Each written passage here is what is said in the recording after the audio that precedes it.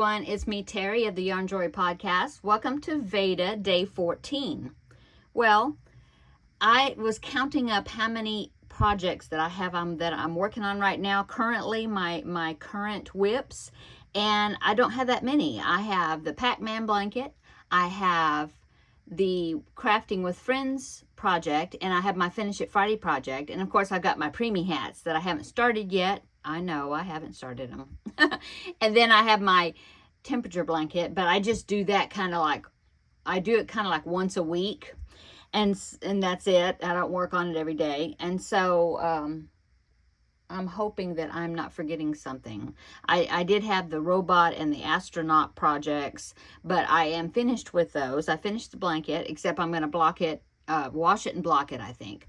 But anyway, I was thinking it's just about time for me to start a new project. And so I thought I'd come on here today, and for today's VEDA, I would tell you about it. Okay, so I was watching so first I was watching Seta of Seta's Place. I was watching her video. She's making an awesome rug where she is rolling some dice. And that is determining what color she's using in her rug. It was like a scrappy, no, it's not scraps because she bought the yarn, but it's helping her to choose what order the colors go in. Anyway, she said she had gotten that idea from another YouTuber by the name of Killian, and I will link her down below. I will link the specific video of hers, Killian's, down below in the description box. And of course, I will link Seta's Place, her YouTube channel, because you need to watch her progress on this rug that she's making. It's beautiful. Anyway, so I went over to Killian's channel because I wanted to see what all this was about and how she was doing, where she was rolling for yarn colors and doing some scrappy projects, because you know I like scrappy projects. So I went over to Killian's channel and I found this one. She calls it, her series is called, oh my goodness. Now that I was going to say it, now I forgot. Roll a scrap, something like that. Anyway, this is the second project that she's done. The first one she did was a scrappy bag. Well, this one's a bag also, but it's a tote bag. The other one was a, well, they're both kind of tote bags. One was smaller than the other one. Anyway, this one's bigger. It's a tapestry crochet project. And now I think she used worsted weight yarn, so hers did come out bigger. This is DK weight yarn that I'm going to be using, so mine won't be a big tote bag, I don't think. Anyway, I thought it was so cool the way she did it. She had picked out 12 colors, and then she uses her dice, and she rolls, and that determines what color she uses. And I thought that would be so fun to do. And the bag that she made is the Maya bag, and it just so happens that that bag has been on my to-do list for several years. So this will be a Stitch Your Library project as well. So here is the bag. I printed out the pattern, and so let me go ahead and show you the picture that I printed out. Okay, so here is the bag. I'll get you a close-up of it.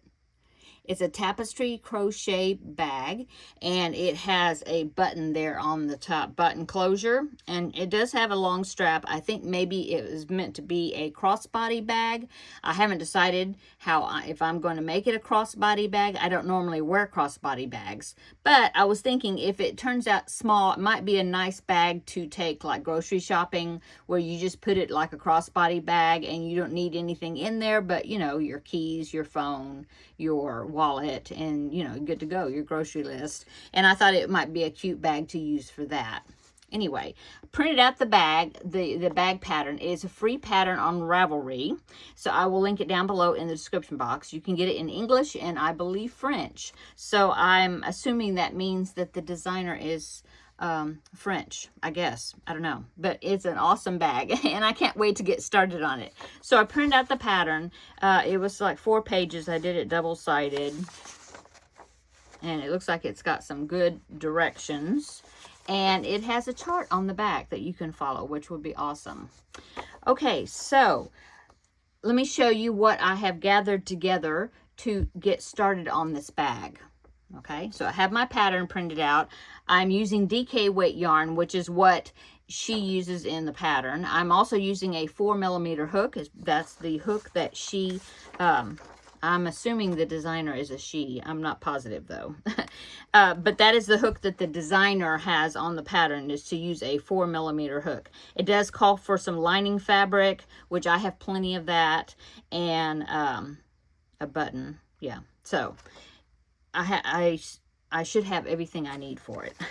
Okay, so the first thing you do is you make the base. And so I picked a different color for the base. I just picked this dark brown. I have finished the base completely. And so I am ready to start following the graph or the written instructions and building up my bag. But the first thing I'm going to do is I'm going to take this and I'm going to trace it, this shape, this oval shape. I'm going to trace it on some paper, because that way I thought that I could use that as a template for when I am going to line it, I think. Anyway, I thought I would trace it to get the measurement of it before I start adding to it, just so that I'll know what the base measures. It might grow though. I'm thinking that when I start building up the sides, it might grow bigger or wider. I'm not sure. But anyway, I will have the initial measurement if I need it. Okay. So I went through my DK weight yarn. I have a lot of DK weight yarn with a whole bunch of different colors. And so I thought that I would go ahead and use the DK weight this time. And so I picked out 12 colors, because that's happened to be what Killian did. And I thought I'll just kind of follow along with how she did her bag. Of course, different colors. But anyway, I tried to get some light ones and some dark ones. And I tried to get, because you know, DK weight yarn, any weight yarn, depending on the brand, sometimes it'll be thicker, the strands, or it'll be thinner, you know. And so I was trying to pick out things that I knew were the same thickness. So as you can see, these are like discs, and you may recognize these. I got a lot of these. I think maybe all of them. I don't know about this one or that one, but most of these were this disc shape. And I remember getting a lot of these on clearance at Hobby Lobby one year, and they were like stacked up together in coordinating colors like that. And they were wrapped, you know, together and sold like that. And so they had a bunch of them on clearance. And so I just got a whole bunch of them, because I thought they were cute, and I thought that they were maybe help me as far as coordinating colors together, because they were together. But as you can see, I unwrapped them anyway, so I didn't keep the sets together. Anyway, I picked out 12 of them, and I think that the weight, the thickness of the strands are going to be the same, basically, because they were the same type yarns, except for these two possibly. But anyway, and I did pick a black also. Okay, so 12 yarns, and the way I'm going to label them, since they don't have labels, I can't write on the labels, but I want to number them 1 through 12. So I have these tags that I've had forever, and I think my husband picked them up for me, but they're like, I guess you get them from office supplies, and where they have office supplies, probably even Walmart. But they have these jump rings, I think you call them jump rings, on them. And then this is a cardboard type disc that's got metal around it, but you can write on that. And so I thought I would use, because I've got so many of these and I've hardly ever used them. So I was thinking that I could write the numbers, you know, and get 12 of them, do 1 through 12, and then attach them, maybe even with a bobby pin, and just stick it through here and into my yarn or something. And so that way I won't get the numbers mixed up, you know, because I may not be able to just leave them out in this order and not doing, because I may need my table for something, you know. And so that's what I was going to use these for. So I'm going to number them 1 to 12, tag all the colors. Okay, and then of course I've got these dice. They came out of a board game that I've got, and so I'll be using that to roll.